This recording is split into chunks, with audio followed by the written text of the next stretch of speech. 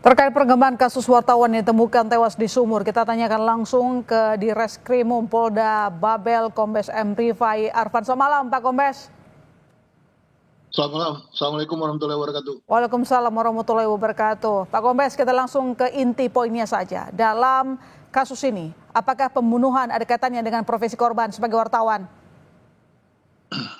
Baik, sampai dengan saat ini hasil penyelidikan kami belum ada kaitan dengan pekerjaan dari korban.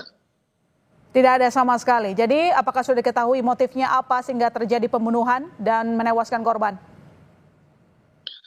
Sampai saat ini belum bisa kami pastikan karena yang ditangkap ini baru tersangka yang membantu si pelaku. Jadi tersangka utama dalam pengejaran kami dari Polda Dikrimum Polda Kepulauan Bangka Belitung. Dugaannya ada berapa tersangka? Maaf, boleh dijelaskan, Pak Kombes? Baik, dugaannya adalah 2 tersangka. Satu yang ikut membantu, satu lagi yang pelaku utama. Pelaku utama ini adalah karyawan daripada korban sendiri, atau dengan kata lain orang yang bekerja di kebun korban. Jadi itulah dugaannya kenapa dia dianggap sebagai pelaku utama, karena dialah yang terakhir bersama dengan korban. Di samping itu, waktu penggerebekan kemarin mobil dikendarai oleh pelaku, mobil korban dikendarai oleh pelaku atas nama Hasan Basri alias Abbas namanya. Dan masih dalam pencarian ya pelaku? Sampai dengan saat ini tim Jatanras Polda Kepulauan Bangka Belitung sedang melaksanakan penyisiran dibantu dengan Polres Oki dan jajarannya.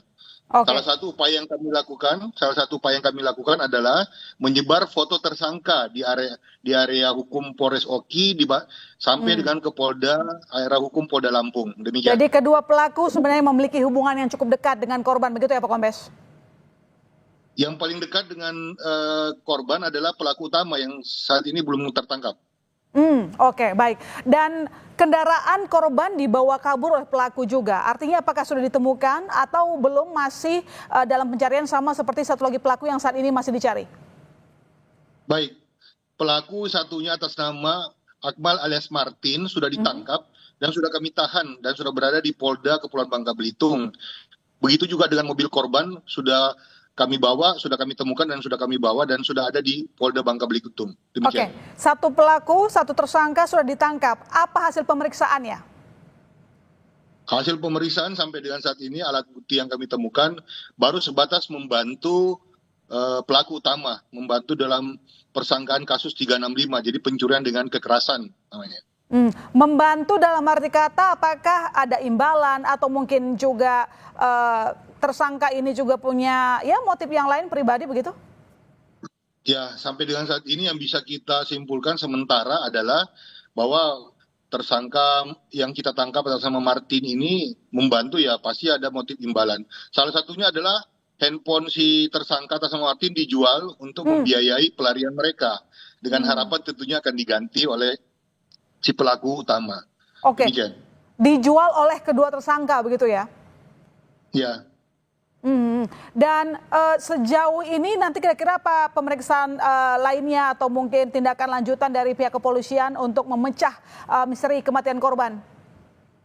Ya, sampai dengan saat ini di samping kita memeriksa dari keluarga pelaku yang sudah kita tangkap, juga kita memeriksa keluarga daripada pelaku utama, termasuk juga dengan istri yang bersangkutan, bagaimana komunikasi terakhir dan seterusnya. Sementara itu yang bisa kita lakukan. Sementara sampai dengan saat ini masih dilaksanakan penyisiran. Penyisirannya mulai di wilayah Oki, Polres Oki, sampai dengan ke Polda Lampung, sampai dengan di Bakau ya. Jadi sudah beberapa foto yang kami sudah sebar bahwa yang bersangkutan kita cari. Fotonya sudah kita sebar ke jajaran. Ada indikasi bahwa pelaku lainnya ini mungkin sudah keluar pulau atau sudah jauh dari lokasi begitu, Pak Kombes? Kalau yang kami pelajari sampai dengan saat ini masih berada di wilayah antara Polda Sumsel dan Polda Lampung. Kira-kira seperti itu. Ya, sebelum korban ditemukan tewas, apakah sudah digali begitu Pak Kombes, apa kegiatan dilakukan oleh korban? Maksudnya sebelum kedua tersangka melakukan aksi kejinya? Kalau berdasarkan olah TKP, yang jelas terjadi kekerasan.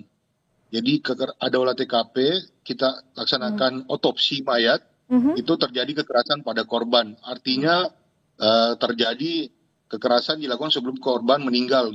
Selanjutnya dibuang ke sumur. Kira-kira seperti itu. Nah, kalau latar belakang sebelumnya lagi, sampai dengan saat ini tidak ada hal yang mencurigakan. Ya. Jadi yang paling fokus kita adalah terjadinya kekerasan yang dialami korban dan diduga keras dilakukan oleh pelaku utama ini atas nama Hasan atau dengan pekerja kebun yang bersangkutan atau korban, demikian. Karena pelaku utama adalah orang terdekat korban, apakah ada indikasi bahwa peristiwa pembunuhan ini, kasus pembunuhan ini dilakukan secara terencana? Ya, ini belum bisa kami jawab karena kuncinya ada kepada korban itu sendiri. Jejak-jejak yang ditinggalkan belum bisa mengungkap apakah ini berencana, apa tidak, apa seketika. Karena jejak-jejak yang kami temukan belum bisa kami menyimpulkan hal tersebut. Jadi ini masih berproses, didoakan saja supaya ini bisa terungkap dengan cepat. Demikian. Baik, terima kasih Pak Kombes Rifai telah bergabung di Kompas Malam. Selamat malam, selamat kembali bertugas.